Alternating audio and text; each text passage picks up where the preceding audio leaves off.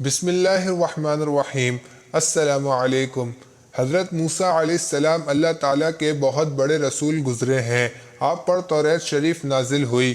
ان کی قوم جنہیں اس وقت یہودی کہا جاتا ہے، یہ بنی اسرائیل کے نام سے بھی مشہور ہے۔ حضرت موسیٰ علیہ السلام کو بنی اسرائیل کی ہدایت کے لیے بھیجا گیا۔ قرآن پاک میں آپ کا ذکر بار بار آتا ہے۔ حضرت ابراہیم علیہ السلام کے 2 بیٹے تھے، حضرت اسماعیل علیہ السلام اور حضرت اسحاق علیہ السلام۔ حضرت اسماعیل علیہ السلام مکہ مکرمہ میں ٹھہرے، جہاں حضرت ابراہیم علیہ السلام ان کو ان کی والدہ کے ساتھ مکہ چھوڑ آئے تھے، جہاں ان کی اولاد خوب پھلی پھولی۔ حضرت اسماعیل علیہ السلام کی اولاد میں سے ہی ہمارے نبی پاک محمد مصطفیٰ صلی اللہ علیہ وسلم پیدا ہوئے۔ حضرت اسحاق علیہ السلام کے بیٹے حضرت یعقوب علیہ السلام تھے، جن کا دوسرا نام اسرائیل تھا۔ انہی کی اولاد بنی اسرائیل کہلاتی ہے۔ یہ لوگ حضرت یوسف علیہ السلام کی وجہ سے مصر میں آباد ہو گئے تھے، جہاں وہ مصریوں کے 400 سال تک غلام بنے رہے۔ مصریوں پر اس زمانے میں قبطیوں کی حکومت تھی۔ ان کا بادشاہ فرعون کہلاتا تھا۔ یہ بنی اسرائیل پر طرح طرح کے ظلم کرتا تھا۔ اس نے زمین پر سرکشی کی اور زیادتی پر اتر آیا، اور اس نے دنیا کی زندگی کو ترجیح دی، اور اس نے اللہ کی اطاعت سے منہ موڑا اور اپنے رب ہونے کا دعویٰ کیا۔ وہ بنی اسرائیل سے اپنی پوجا کرواتا اور ان سے گھٹیا اور ذلیل ترین کام لیتا تھا۔ بے شک وہ فساد برپا کرنے والوں میں سے تھا۔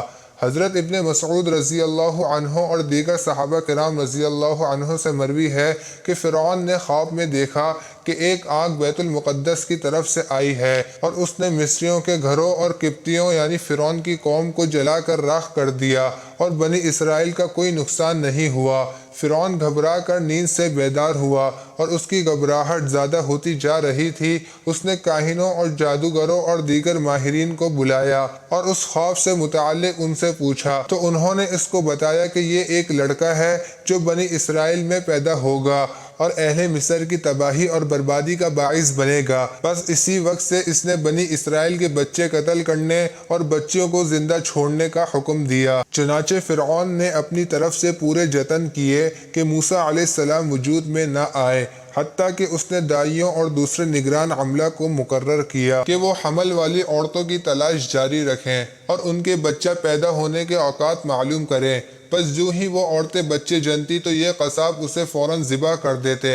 اہل کتاب کے ہاں یہ بات یوں ہے کہ فرعون بنی اسرائیل کی قوت کمزور کرنے کے لیے ان کے بچوں کو مرواتا تھا، تاکہ جب کبھی مقابلے میں آمنا سامنا ہو تو وہ مقابلے میں نہ ٹھہر سکیں۔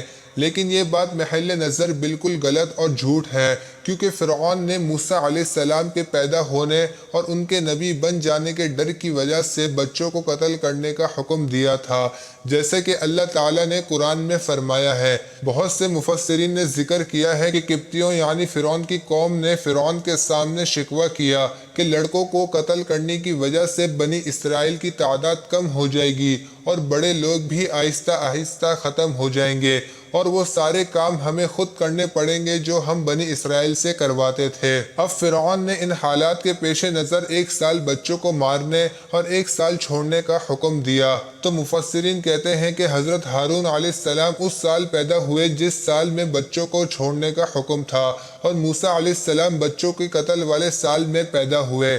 آپ کی والدہ محترمہ بہت پریشان ہوئی۔ وہ حمل کی ابتدا سے ہی آپ کو چھپاتی رہی، اور اللہ کی قدرت سے حمل کی ظاہری حالت بھی ظاہر نہیں ہوئی۔ جب آپ کی والدہ نے آپ کو جنم دیا تو ان کو ہر وقت اس بات کا خوف لگا رہتا تھا کہ کوئی بادشاہ کے پاس جا کر اس کی خبر نہ دے دے، مگر اللہ تعالیٰ نے ان کو تسلی دی کہ تم فکر نہ کرو، اور ان کی طرف وحی کی کہ اس کو دودھ پلاؤ، اور جب تمہیں اس کے بارے میں خوف محسوس ہو تو اسے دریا میں ڈال دینا، اور تم نہ تو خوف کرنا نہ رنج کرنا، ہم اس کو تمہارے پاس واپس پہنچا دیں گے اور پھر اسے پیغمبر بنا دیں گے۔ چنانچہ جب موسیٰ علیہ السلام کی والدہ کو خطرہ زیادہ محسوس ہوا تو انہوں نے اللہ کے حکم سے موسیٰ علیہ السلام کو ایک صندوق میں بند کر کے دریا میں ڈال دیا۔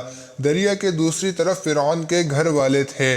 انہوں نے جب صندوق کو بہتے دیکھا تو اس کو اٹھا کر لے گئے۔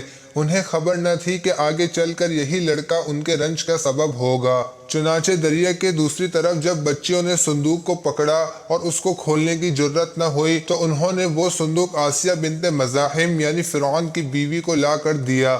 بعض مفسرین فرماتے ہیں کہ یہ آسیہ موسیٰ علیہ السلام کے خاندان سے تھی۔ بعض کہتے ہیں کہ یہ موسیٰ علیہ السلام کی پھوپھی تھی۔ جب انہوں نے صندوق کھولا اور اوپر سے پردہ اٹھایا تو دیکھا کہ نبوت اور رسالت اور جلالت کے انوار کے ساتھ چمکتا دھمکتا چہرے والا ایک بچہ ہے۔ جب حضرت آسیہ کی نظر اس پر پڑی تو اس کی محبت حضرت آسیہ کے دل میں بیٹھ گئی۔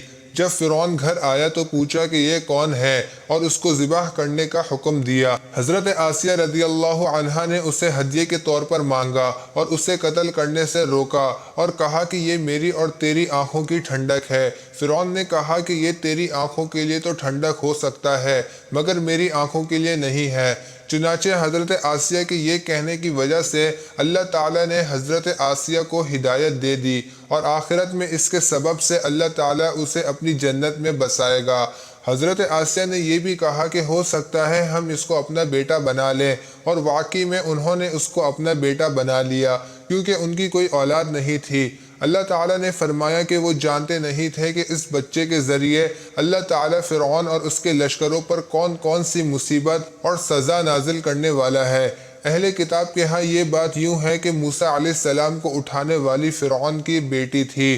ان کے ہاں فرعون کی بیوی کا بالکل تذکرہ نہیں ہے، لیکن یہ بات بالکل غلط ہے اور اللہ کی کتاب کو غلط قرار دینا ہے۔ اور صبح کو موسیٰ علیہ السلام کی والدہ کا دل بے قرار ہو گیا۔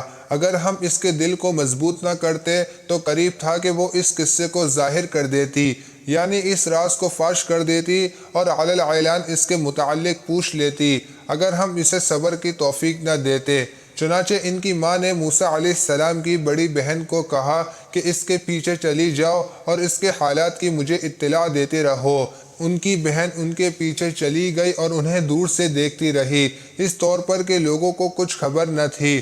جب موسیٰ علیہ السلام فرعون کے گھر پہنچ گئے اور انہوں نے آپ کو دودھ پلانے کی ہر طرح کی کوشش کی، لیکن آپ نے کسی عورت کا دودھ نہیں پیا اور نہ ہی کھانا کھایا، جیسے کہ اللہ تعالیٰ کا فرمان ہے کہ ہم نے اس سے پہلے اس پر دودھ پلانے والیاں حرام کر دی۔ انہوں نے دائیوں اور دیگر عورتوں کے ہمراہ بازار میں آپ کو بھیجا کہ ہو سکتا ہے کہ کسی عورت کا دودھ آپ کو موافق آ جائے۔ وہ اسی حالت میں ٹھہرے ہوئے تھے اور ان کے پاس رش تھا کہ اچانک ان کی بہن نے آپ کو دیکھ لیا، تو اس نے یہ ظاہر نہیں کیا کہ میں اس کو جانتی ہوں، بلکہ ان کی بہن نے یوں کہا کہ میں تمہیں ایسے گھرانے کے متعلق بتاؤں جو تمہارے لیے اس کی پرورش کریں گے اور اس کے خیر خواہ بھی ہوں گے۔ انہوں نے حضرت موسیٰ علیہ السلام کی ماں کا پتہ دیا، چنانچہ وہ لوگ ان کی بہن کو ساتھ لے کر اس کی رہنمائی سے آپ کے گھر پہنچ گئے۔ جب آپ کی ماں نے آپ کو پکڑا اور دودھ پلانا چاہا تو آپ فوراً دودھ پینے لگ گئے، تو وہ لوگ بہت خوش ہوئے، اور حضرت بی بی آسیہ رضی اللہ عنہا کے پاس آ کر ایک آدمی نے خوشخبری سنائی۔ حضرت آسیہ نے آپ کی والدہ کو بلایا اور کہا کہ تم میرے پاس ٹھہر جاؤ، میں تمہارے ساتھ اچھا سلوک کروں گی، لیکن آپ کی والدہ نے انکار کر دیا اور کہا کہ گھر میں میرا خاوند اور بچے ہیں، اس لیے میں آپ کے پاس نہیں ٹھہر سکتی۔ ہاں، آپ اس بچے کو میرے ساتھ بھیج دیں۔ حضرت آسیہ نے آپ کو ساتھ بھیج دیا اور آپ کی ماں کے لیے وظیفہ مقرر کر دیا اور لباس اور تحفہ تحائف سے نوازا۔ آپ کی والدہ آپ کو لے کر گھر آ گئی۔ اس طرح اللہ تعالیٰ نے ماں بیٹے کو ملا دیا اور جدائی ختم کر دی۔ اللہ تعالیٰ نے فرمایا پس ہم نے اسے اس کی ماں کی طرف لوٹا دیا تاکہ اس کی آنکھیں ٹھنڈی ہو جائیں اور وہ غم نہ کریں اور وہ جان لے کہ اللہ تعالیٰ کا وعدہ سچا ہے، لیکن اکثر لوگ یہ نہیں جانتے۔